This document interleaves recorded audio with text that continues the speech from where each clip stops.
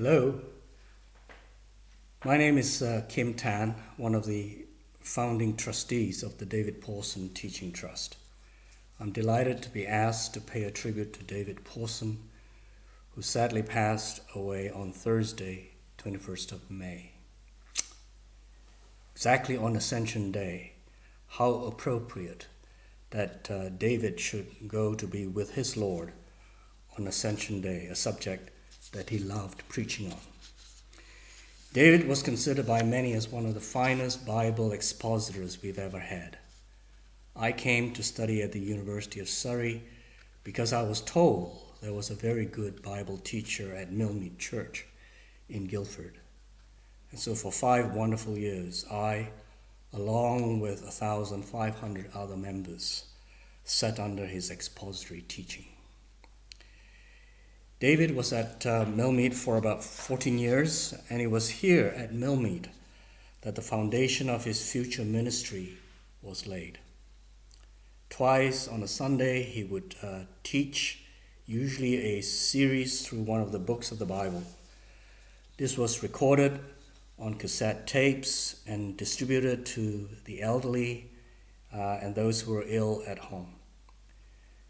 No Zoom or live streaming in those days, and these tapes then went worldwide to pastors and missionaries.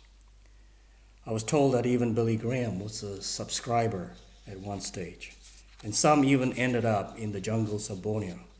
Imagine my surprise when taking a church camp, going to one of the longhouses with ex-headhunters, and there to see one of David's cassettes. The Trust have taken the Millmead tapes, digitized them, and made them available for free through the David Pawson website.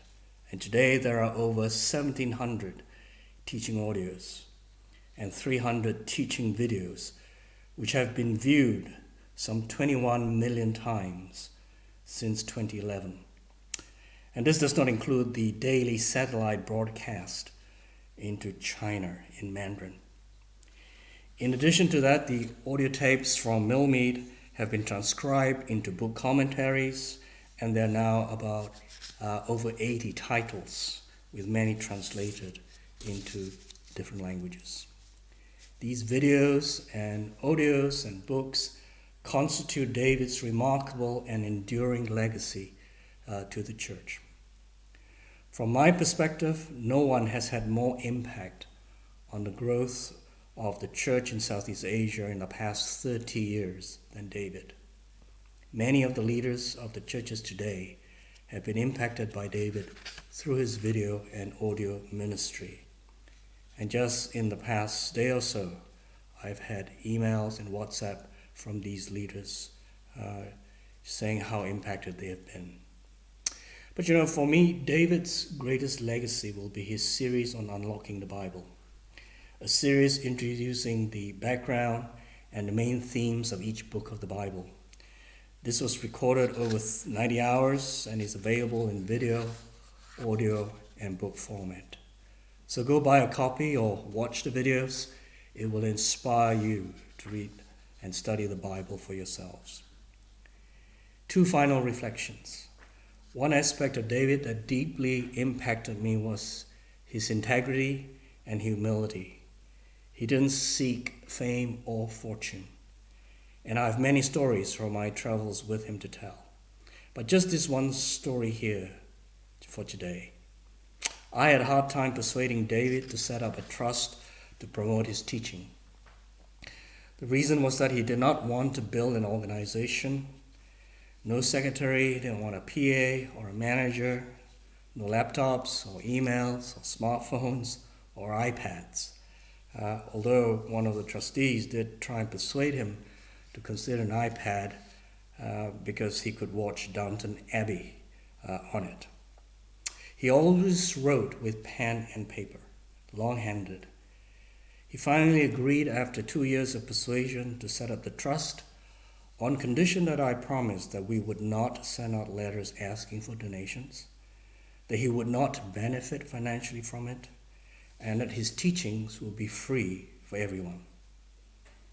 The trustees have kept the promise, so that even in his death, David will continue to bless millions around the world for many years to come. The other reflection is that David set a high standard for many of us Bible teachers. He was meticulous in his preparation, and he used to tell me that it takes him a year to prepare a series. A perfectionist, for those who know him, an avid reader and a scribbler of books. His books are always marked with his red pen, and of course his amazing gift of communication. He took difficult ideas and made them simple to understand in his usual calm manner. With David, there was no performance, no shouting, no theatrics when he taught, because he didn't want to attract attention to himself, but wanted to just let the words speak. Just this calm, soothing manner with his occasional Geordie accent, that became his trademark.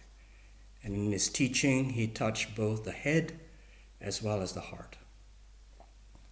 Remember, especially at this time, Enid, his wife, confidant, and according to David, his biggest fan as well as his biggest critic, his son Richard and daughter Angela and their families. I know that they have sacrificed immensely to enable David's ministry to have such a huge global impact. I hope they will be comforted by the knowledge of how much David was loved and the millions of lives impacted by him. His was truly a life well lived.